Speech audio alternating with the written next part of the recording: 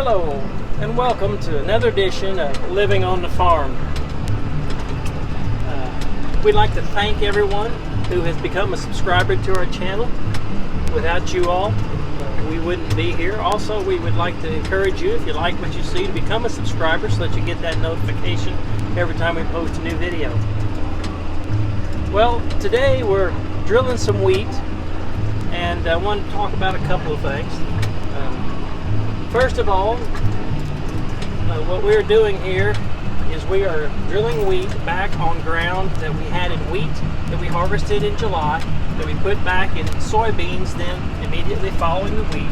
And now that we've cut the second crop soybeans, we're putting it back in wheat. This is something a little different for central Missouri. We are trying to use our heel ground to the very best of its ability to not only be good stewards and hold the ground, but to get the most off of it. So this is the third year that we have had this in a wheat, bean, same year rotation. So we're going to just keep seeing how it does and how we get along and go from there. There's really not a whole lot of data in our area on this kind of situation. Also, I want to talk just a little bit. One of the first videos we did when we started our channel was we were planting some corn back in April, and I was talking about some different things in the size farm that we were, and that we used some technology, but yet we didn't have guidance systems and stuff like that because it just really wasn't applicable. Well, as with everything else, things change. And because of YouTube, I stumbled on to a company that makes some guidance systems for equipment like that we have that we can add on. Ag Leader company is making an Autosteer 3 system. So we researched it and we decided we would purchase a system. And what we have done is we have the combine and our planting tractor, which I'm running now, set up where we can take the system back and forth from one to the other depending on where we need it at the worst. We used it all fall harvesting our crop, was really impressed by it, did a super nice job, and now that we're running it on the planting tractor, it's kind of the same thing. It makes the day so much easier. And you always worry a little bit sometimes about aftermarket equipment, but the company that installed it for us, they did a fine job and they've got it all up and running. And it sure is nice to be able to just relax a little bit and watch our machines a little closer, what's going on back there, versus having to constantly be aware of where we're driving.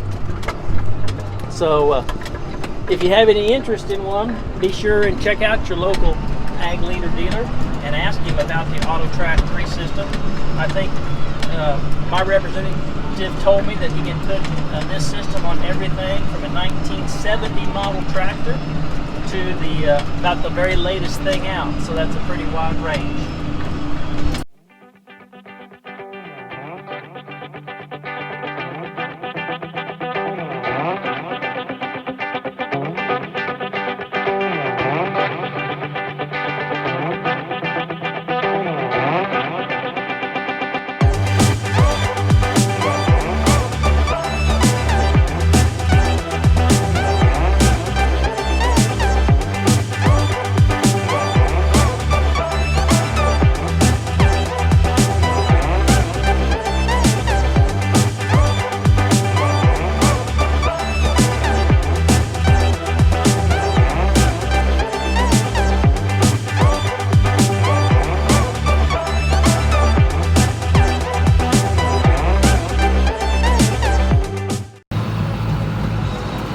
Well, we're headed up to the seed tender at the moment.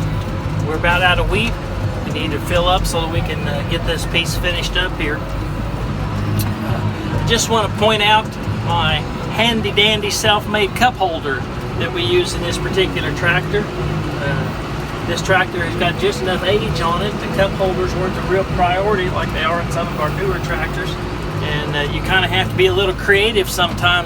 Sure don't want to spill your Coke. Well, we're here at the seed tender, and as you can see, it's got some age on it. It's certainly not the latest thing, but all of our ground happens to lay within just a couple miles of each other, and we're just about 2 miles outside of town to get seed. So we just never have upgraded this. It still works perfectly well, and we just felt like there were other things that were more pressing. So.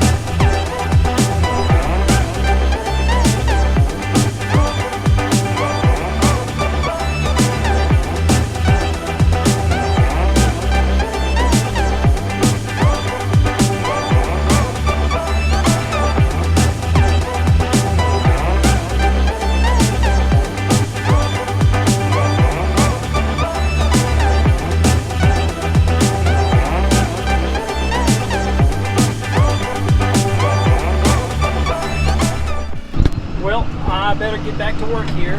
So we'll see you next time. And remember, if you like the video, be sure and click the thumbs up button.